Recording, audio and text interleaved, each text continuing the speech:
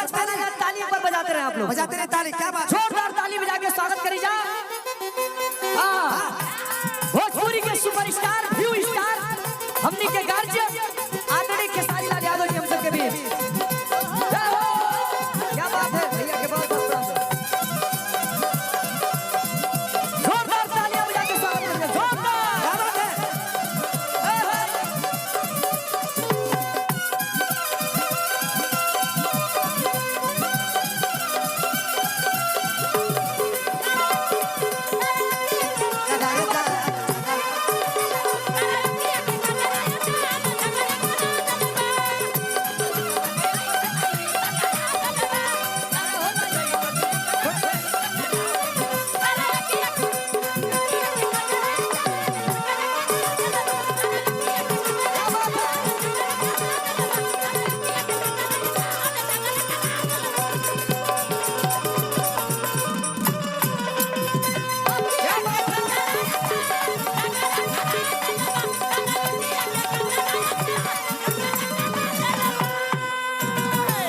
एगो जोरदार ताली होके के चाहे, ज्यादा नहीं बस 4 लाइन हम आमंत्रित करब आप सबके बीच। अब खेसारी भैया के बारे में हमने क्या बोले जेकरा बारे में पूरा दुनिया बोलेला, पूरा विश्व बोलेला, लेकिन 4 लाइन समर्पित बा कि आज संगीत के कुछ ऐसा मिसाल बा, आज संगीत के कुछ ऐसा मिसाल बा, सुर बा, सरगम बा, साथी साथ ताल बा। अपने यूपी बिहार अपने पूरे विश्व में एक ही नाम जेकर नाम खेसारी लाल बा। एगो जोरदार ताली बजा के स्वागत करी आप सबके बीच। व्यू स्टार हमनी के गार्जियन, आप सबके बेटा, आप सबके भाई, आप सबके भतीजा, आप सबके लाल जेकर नाम है खेसारी लाल यादव। एक जोरदार ताली बजा के स्वागत करी जा। Hello hello hello hello B B B hello hello hello hello hello hello hello hello. चलिए, बरस के धरती पर हम शायद पहली बार आए बानी, लेकिन आज हमारा लगते नहीं कि हम कार्यक्रम करे बनी, बुझाता कि हम सर्कस में आए बानी। मानिए जयप्रकाश बाबा, मैं नहीं बोला बाबा को कि आप दिन में कार्यक्रम करिए, रीजन कि हम इन्हें 7 साल से जितना रात में कार्यक्रम के लिए बनी, हर कार्यक्रम में कम से कम 200 बाइक चोरी हो जाता रही। लोग आओ तक खेसारी, जहाँ खेसरिया पर और नजर गली की चाबी गायब। और ये व्यवस्था बड़ी, जयप्रकाश बाबा इधर आइए।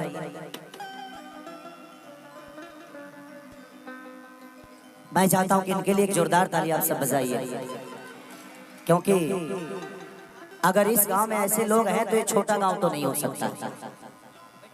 आज खेसारी लाल यादव में अपने मुझे हमके लागत है जी कितना दिन हो गए ऐसा व्यवस्था में प्रोग्राम कर, पब्लिक कितना आइल बा नहीं खेली, मैंने नहीं खे, कम से कम खेसरिया सकून से 2 गाना गा तो दी।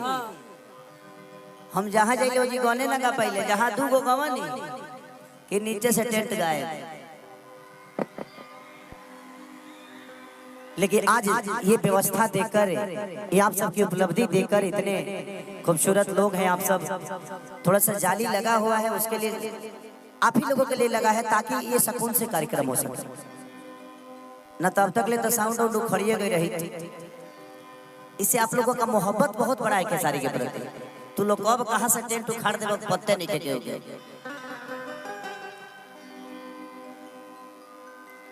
कि पायल भुलाइल बाकी झुमकायरा, क्या बात है, बोलत ना बाड़ू का बाटे परसा। और आप लोगों ने इसको इतना प्यार दिया कि शायद मुझे नहीं लगता कि इतना प्यार आपने किसी को दिया होगा। तो जितना भी माता बहन बेटी काका चाचा पितिया जे भी आई बा, सबके हम खेसारी लाल यादव गोड़ छू के गोड़ लगता है। अब सबकर छुए जाए तो बहुत टाइम लग जाएगा, इसीलिए इस मंच को आप सबका चरण समझ के मैं छू लिया, ताकि सब लोग आशीर्वाद बारी बारी से दे दे ऐसे ही। और यहाँ के प्रशासन दिल से प्रणाम है आप सबको कि आप लोगों ने इतना कोऑपरेट और इतनी अच्छी व्यवस्था के साथ आप लोगों ने इस कार्यक्रम को कराने का काम किया है। और हमारे जयप्रकाश भैया से और उनके हित रिश्तेदार मित्र जो भी है जिन्होंने इस कार्यक्रम में अपना योगदान दिया है, दिल से प्रणाम है। थोड़ा देर खातिर बैठ जल तरी हम भोजन कर लियो, तो तारे लोग के संगे काम बा। हाँ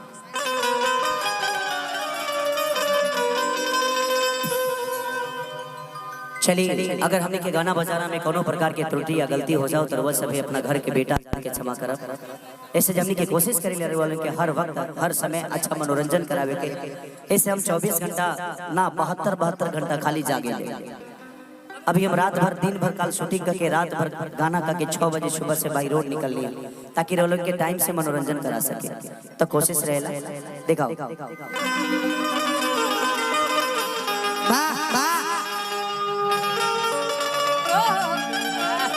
क्या बात है।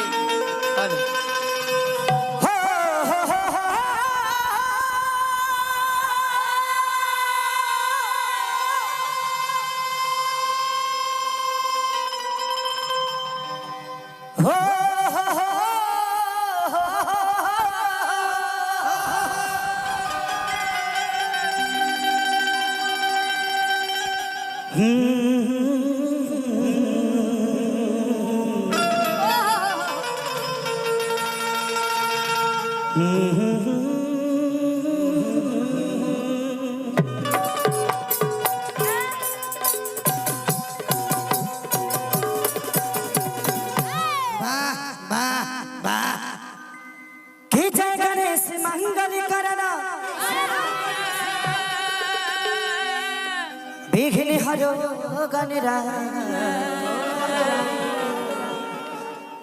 एक दंत करी बड़ी बदना सीधी करो ममका।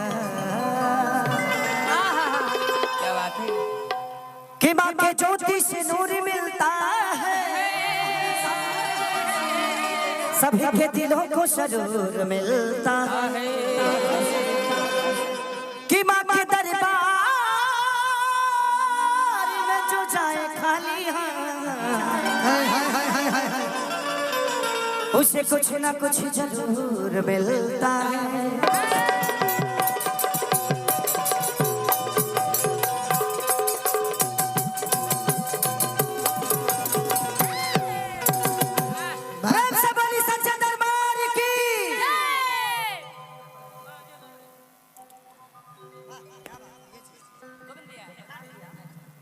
कुछ लोगों को बैठा दीजिए, कुर्सियां खाली लग रहा है।